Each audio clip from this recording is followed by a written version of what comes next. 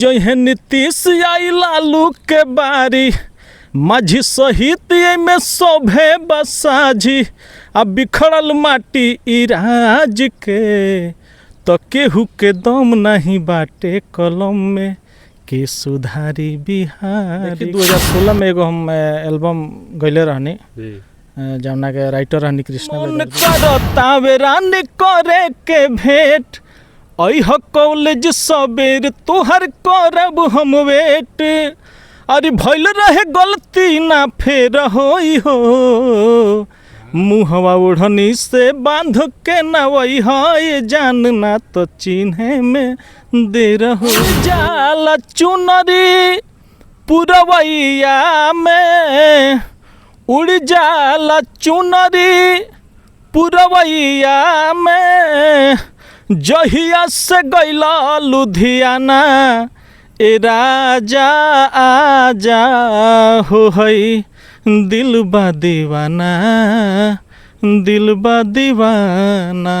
नमस्कार प्रणाम, आप देख रहे हैं द डिजिटल बिहार और आज हमारे साथ जुड़ चुके हैं एक भोजपुरी का कलाकार। चूँकि आपको बता दें कि ये हमारे ही एरिया के रहने वाले कलाकार हैं और भोजपुरी में बहुत ही अच्छा गाना गाते हैं। और ख़ास बात यह है कि जो लोग इनको नहीं जानते हैं तो उनको हम बता दें कि इनका नाम धर्मेंद्र सिंह है। बाकी आज इनसे कुछ खास बातचीत होगी। सबसे पहले स्वागत है आपका। स्वागत बा आपके भी और आपके चैनल से जो भी देखता सुनता सबके प्रणाम। हम चाहेंगे कि एक गाना से शुरुआत हो। जी बिल्कुल। एगो हम गाना गैले रहनी बहुत पहले, अभी ओकरा के कैसेट में नहीं गैले लेकिन इससे लिखले रहनी बिहार के ऊपर अपना। अरे कि जो है नीतीश आई लालू के बारी माझी सहित में शोभे बसाजी अब बिखरल माटी इराज के तो केहू के दम नहीं बाटे कलम में के सुधारी बिहार के। देखी 2016 में एगो हम एल्बम गैले रहनी जमुना के राइटर रहनी कृष्णा बेदर्दी जी। और गाना बाजल लेकिन वो जौन गाना पर रहे तो जौन चैनल से रिलीज भई रहे ओकरा के उतार दिहल गई और ऐसे आदमी थोड़ा सा ऐसे बैक हो गई। काहे उतार दिहल गई? छोटा कलाकार लोग के मौका ना मिलला का होइजा? बिल्कुल ना। कृष्णा बेदर्दी जी से लिखवैनी आ वहाँ के अपना संध्या फिल्म्स जौन वहाँ के चैनल रहे वैसे वही पर डलाइल लेकिन गाना डिलीट करा दिहल गई। आज भी रोज सर्च मार के देखे यूट्यूब पर तो ना मिली गाना, ना मिली पूरा। हम यूट्यूब पर कितना बार चेक करके हार गई ना मिली। कौन गाना रहे वो? एगो एल्बम के नाम रहे सैया जी के डोज खा तनी रोज, वहाँ के लिखल रहे, वहाँ के रचयिता रहे। मेन बात बा कि छोट कलाकार के कहीं वैल्यू नहीं है, कहीं इज्जत नहीं है। हमनी ऐसा कलाकार के एगो प्लेटफॉर्म चाहिए जौना से आदमी सामने दिखे कि हम यही पर जाई तो कुछ आगे हो सकता। बिल्कुल। लेकिन ऐसा कुछ नहीं है। तो आजकल तो मान ली सोशल मीडिया का ज़माना बा। आज रहुओ अपन गाना कौन स्टूडियो से जाके 1500 में गा के और वो खुद के अपन चैनल से वो वीडियो डाल सकता नहीं, गाना डाल सकता नहीं। हमारा अपन खुद के चैनल नहीं है लेकिन फिर प्रयास करता नहीं। अब देखिए ऊपर वाला के जैसा मर्जी हुई। चाहेम कि एगो और कौन गाना सुनाई जौन कि हमारा ऑडियंस और गाना के इंतजार करता कि सुना ये सनम गम दिलु बरिया रे जिए के मन ना करे अब तोहरा मारे हम करी प्यार तुहसे है हम करी प्यार तुहसे तू तो सजा दिलू तुहर दिल ह कि चार्जर कतही लगा लेलू तुहर दिल ह कि चार्जर कतही लगा लेलू। बड़ बड़ कलाकार लोग बा लोग देखते बनी मार्केट में छोट कलाकार के गाना लेके गा देते लोग। तो ये सब सुन के थोड़ा सा माइंड ऑफ रहेला संगीत के लेके। बाकी दिल में तो भोजपुरी बसेला। अच्छा रउआ कबो प्रयास ऐसा ना कहनी कि हमू कबो अश्लील गाना गा के रातों रात हाईलाइट हो जाए?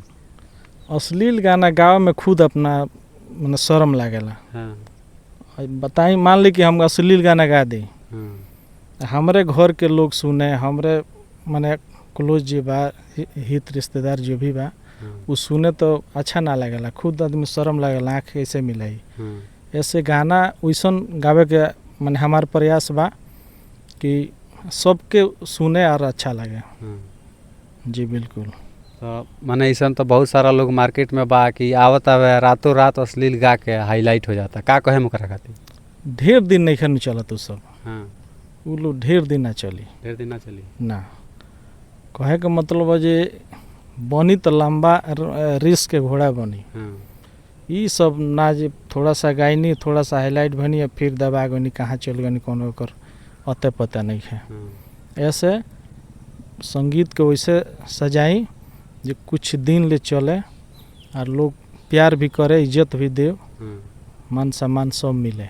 उड़ जाला चुनरी पुरवैया में, उड़ जाला चुनरी पुरवैया में, जहिया से गैला लुधियाना, ए राजा आजा हो हई दिल बा दीवाना, दिल बा दीवाना हो हई दिल बा दीवाना, दिल बा दीवाना।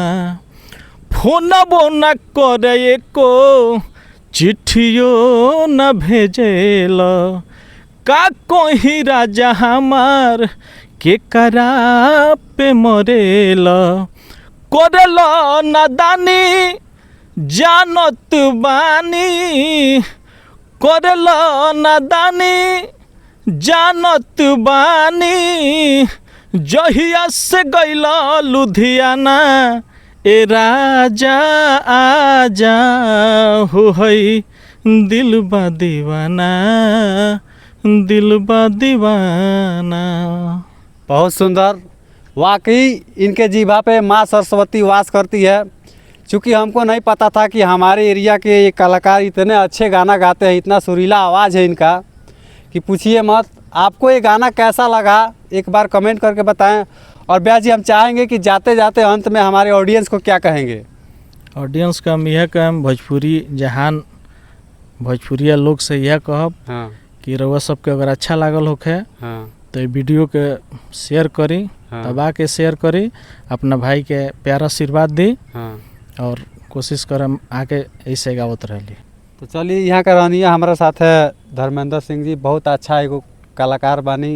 यहाँ के एगो अच्छा प्लेटफॉर्म ना मिलना के कारण यहाँ के आज जौन बाजे की यहाँ के यही जा बानी। अगर यहाँ के भी अगर चल रहती अश्लीलता और फुहड़ गाना गैले रहती तो अभी तक यहाँ के हाईलाइट हो गई रहती, वायरल हो गई रहती। बाकी यहाँ के कहना बा कि हम अश्लील और फुहड़ गाना ना गाएं, हम जो भी गाएं अच्छा गाना गाएं, चाहे हमरा कितना भी समय काहे ना लग जाओ। बाकी यहाँ के बारे में और का प्रतिक्रिया बा कमेंट करके बताई। मिलता है कौन और वीडियो में, तब तक खातिर धन्यवाद।